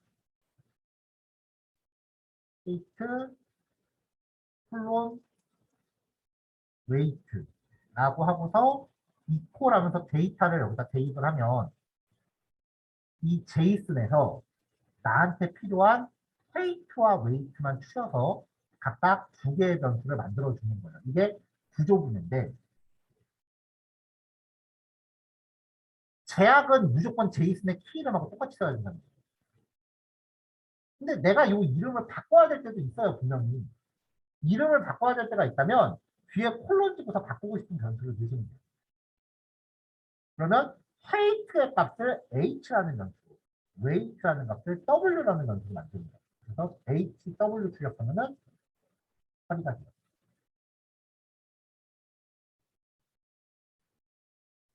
자, 그래서 이렇게 출력하면은 처음에는 네임만 뽑아서 했으니까 헬로가 나온 거고요. 그 다음에 height랑 weight를 각각 뽑았으니까 이렇게 두 개가 나왔어요. 근데 그 이렇게 구조부대가 되는 과정에 데이터 원본은 바뀌질 않아요. 왜냐하면 요 안에 있는 필요한 것들만 직접적으로 복사한 거기 때문에 각복사가 이루어지거든요. 그 원본은 안 바뀌어요. 자, 그리고 나서 이제 나머지를 별도로 분리하기. 점점점 찍으면 나머지를 갖다 넣는다 했잖아요. 그래서 이걸 써서 그 제이슨 복사를 하는 경우도 있어요. 그냥 다짜고짜 점점점 찍으면 앞에 변수 아무것도 없잖아요. 그러면은 요 더미 안에 있는 것들을 일단 여기다 다 똑같이 갖다 복사하는 거예요. 일종의 값복사가 이루어져요. 그러면 요 항목들이 전부 다 그 독립적인 변수가 되는 거죠. 레스트 B라고 하면은 얘가 전체가 되는 거죠. 근데 여기 코드가 지금 살짝 이상한데요? 한번 실행해 볼게요. A, B가 안 나올 것 같은데? 그렇죠. A1. 자, 요거는 제가 변환해서 다시 단톡방에 올릴게요. A1, B1 이렇게 가는 게 맞는 거였는데 어떤 유에서 코드가 좀 바뀌게 됐어요.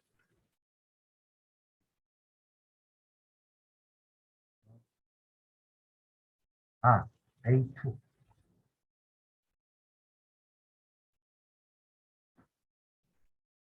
자, 이렇게 하면 범위 이거죠. 여기서 A1의 값을 여기다 갖다 복사해요. 일단 이름이 똑같은 거 찾아서 복사를 해요.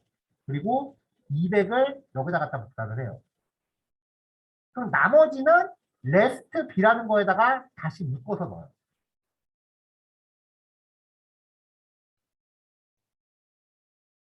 이 레스트 언더바 B는 단순 변수 이름이니까 어떤 단어를 갖다 넣으셔도 됩니다.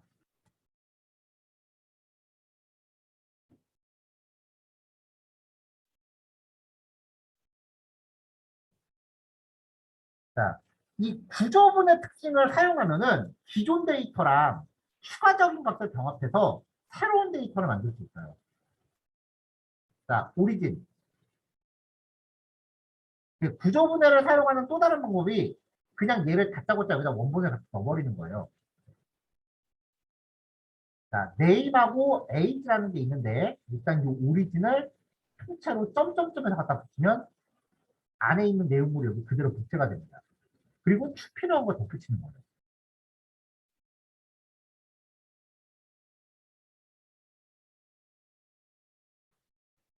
자, 이렇게 처리하면은 일단은 유데이터 원에 오리진에 있는 거를 다 갖다 쏟아 부어요. 그리고 젠더 M 해서 새로운 걸 덧붙여요.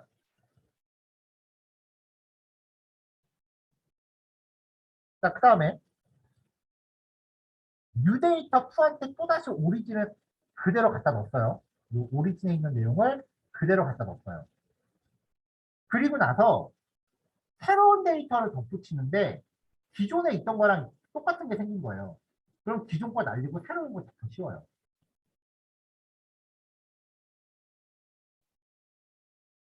자, 제이슨 구조분에도 되게 자주 등장해요.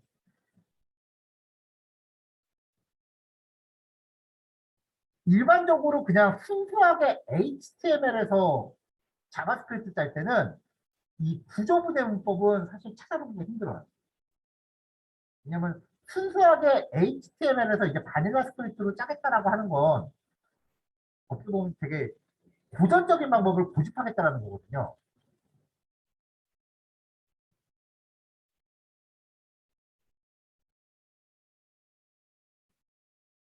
근데 이제 리액트로 넘어가 보면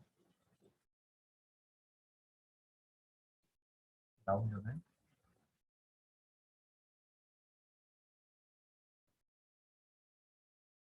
여기 돼 있다는 게 뭔지는 일단 신경 쓰지 마시고요. 얘는 일단 뭔지 있는데 일단 배열 구조입니다.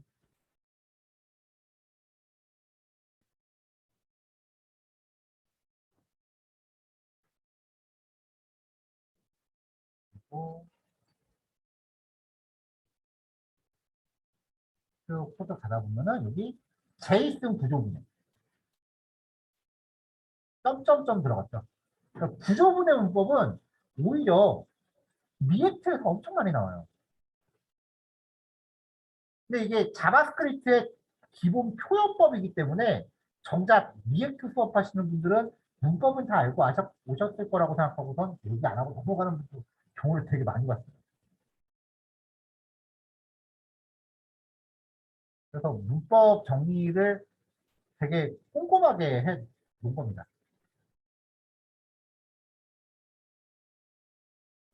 자, 구조분해에 대한 것도 이제 EX7인가 6인가 거기서 나왔을 때는 나온 지가 얼마 안 되는 문법이에요. 자, 마지막 표현법. 자바스크립트 제이슨 관련된 최신 문법인데요. 이거 좀 헷갈려요. 옵셔널 체인이라는 거.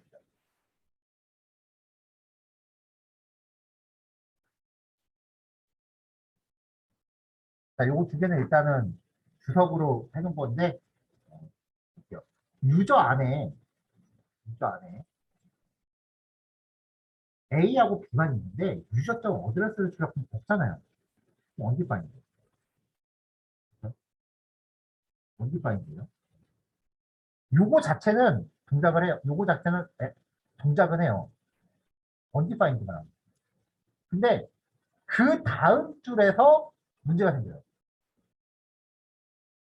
undefined인 대상은 정의되지 않은 상태이기 때문에 이 안에 어떠한 하위 요소도 존재할 수가 없습니다. 얘 자체가 없는데 무슨 하위 요소가 어디 있겠어요? 그렇죠? 그러니까 undefined인 상태에서 점 찍고 뭔가 코딩을 하면은 여기서 무조건 뻗어요. 웹페이지 자바스크립트 짤 때 제일 많이 나오는 에러가 이거예요.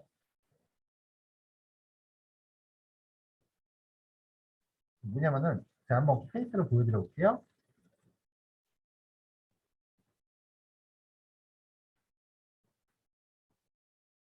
버튼인데 아이디가 뭐 BTM이다. 이런 게 있으면 자바스크립트 명령 중에 이런 게 있어요.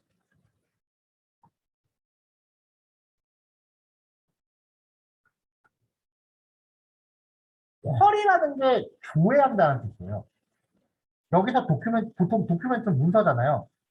자바스크립트 입장에서 문서라는 거는 웹페이지예요. 그러니까 웹페이지에서 셀렉터를 가지고 조회를 하라는 거예요.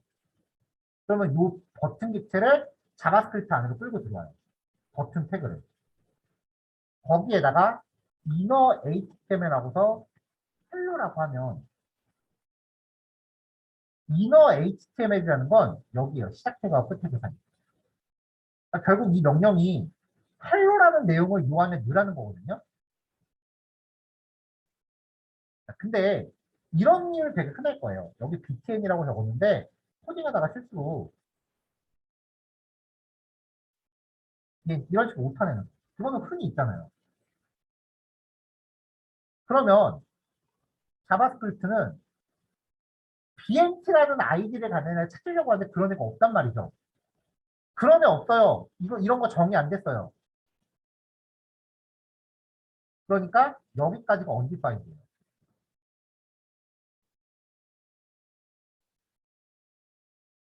undefined인 정의가 안 됐으니까 그 안에 하위 요소는 더더욱 존재할 수가 없잖아요. 그래서 정의되지 않은 항목의 inner HTML이랑 프로퍼티에 읽을 수 없다. 이런 프로퍼티를 읽을 수 없다. 하면서 엉뚱하게 영수에 들어가요. 나는 코딩은 이거 잘못했어. 그러니까 undefined인 대상의 하위 요소에 접근 가능한지 여부를 체크하는 게 상당히 민감해요. 자바스크립트. 내가 여기 코딩 잘못했으니까 여기서 에러 나겠지가 아니라 여기까지는 무사 통과해요. undefined라고 떨어질 뿐이에요. 그 다음에 문제가 생겨요. 실제로 그래서 자바스크립트 코딩하다 보면은 어디가 에러 났어요라고 얘기하는데 실제로 원인은 두세 줄 위에 있는 경우가 되게 많아요. 자, 여기 밑에까지 코드가 다 있는데 이걸 통째로 실행해 보면 undefined 첫 번째 요거 얘는 여기 출력하고요. 그 다음 거 출력하려고 하니까 undefined에 대해서 점 찍었기 때문에 여기서 뻗어요. 한낱 미드 프로퍼티 또 undefined. undefined의 프로퍼티를 읽을 수 없다. 메시지가 이래요. 보통 이게 나오면 그 전줄에서 잘못됐을 경우가 많습니다.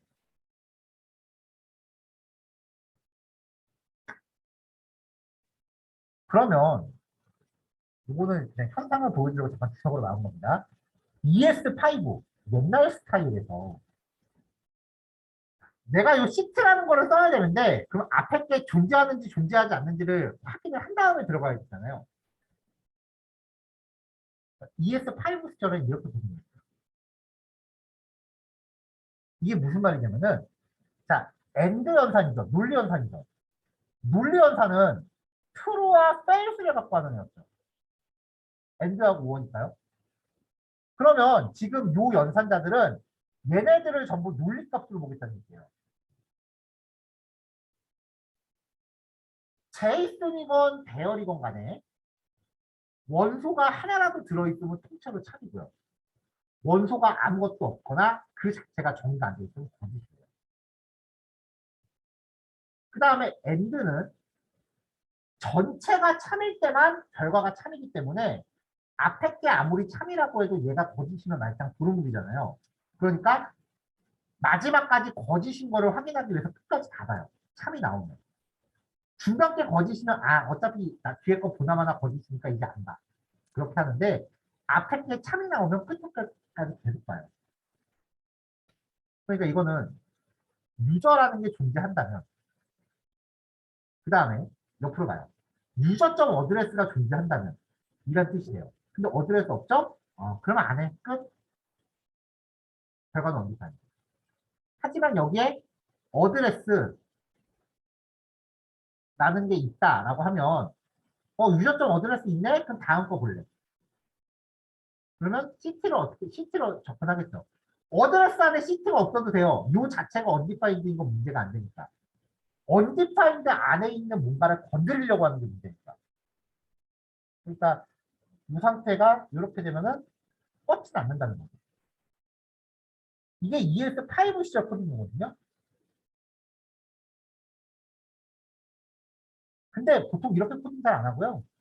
ES5 시절에는 지금 여기서 우리 조건문 배웠죠. 보통 이렇게 코딩해요. if 유저가 있다면 그리고 안에 if 또 넣어요. 유저점 어드레스가 있다면 그 다음에 if 유저점 어드레스 점 시티가 있다면 콘솔점 로그 유저점 어드레스 점 이렇게 코딩하는 게 아마 가장 보통일 거예요. 계층을 타고 들어가야 되는데 있는지 없는지 모르니까 돌다리를 두들겨보고 가는 거죠.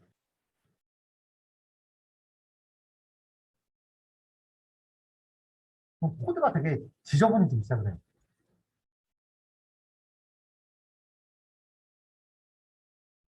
요 표현식을 추격한 게 앞에 거예요. 자, 옵셔널 체이닝은요, 변수 이름 뒤에 점으로 접근하는 변수 이름 뒤에 물음표를 붙입니다. 그러면 유저가 있을 때 안으로 들어가라는 얘기예요. 없으면 그냥 언디파인드로 끝. 그래서 유저가 있다면 안으로 들어가서 어드레스를 찾아. 근데 그 어드레스가 있다면 시티를 찾아. 이런 의미가 돼요. 그래서 객체 이름하고 물음표는 걔가 undefined이거나 null이라는 존재하지 않는 걸 준다. 그러면 평가를 존재하고 undefined를 받아요. 그래서 이 옵셔널 체인이라고 부르는데 얘는 존재해두고만 존재하지 않아도 별 타격이 없는 대상한테만 써야 되고요. 만약에 반드시 존재해야 되는 거라면 if문으로 검사를 하는 게 훨씬 더 안전해요. 저는 이 옵셔널 체인하고 구조분해라는 게 리액트 내용 중에 끝판왕인 게 있어요. 난이도 끝판왕. 리박스라는 애가 있거든요. 여기에서 옵셔널 체인과 구조분해를 상당히 즐겨 사용합니다.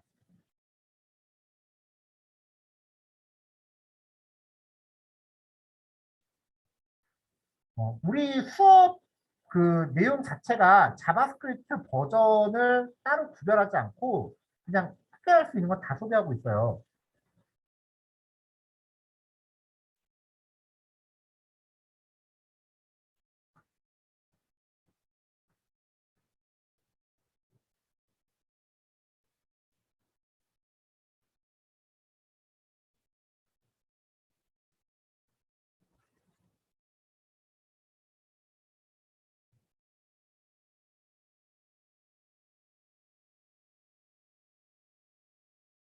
그래서 옵셔널 체이닝을 쓰면은 중첩된 프로퍼티들에 대해서 에러 없이 안전하게 접근할 수 있다. 그렇게 보통 이야기를 하고요.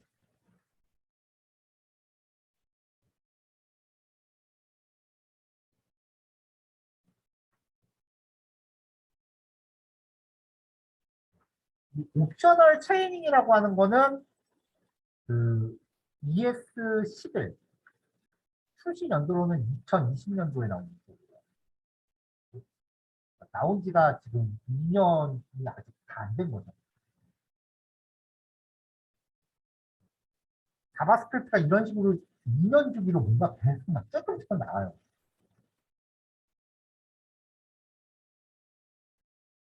무슨 놈의 직업이 공부를 계속 해야 돼요. 자, 오늘 준비한 내용 여기까지입니다. 리액트 약간 맛보기로 조금 이런 겁니다. 이렇게 쓰입니다라는 것까지 말씀드리다 보니까 시간이 조금 길었네요. 자, 강의실에 계신 분들은 지금부터 퇴실 가능하시고요. 10분 전이니까요. 그 다음에 원격으로 수강하신 분은 별도로 출석 처리 안 했으니까 바로 종료하시면 되겠습니다. 영상은 아마 내일 올라가지 않을까 싶어요. 제가 내일 그 오프라서 아마 내일 올라갈 것 같아요. 자, 마치겠습니다. 수고하셨습니다.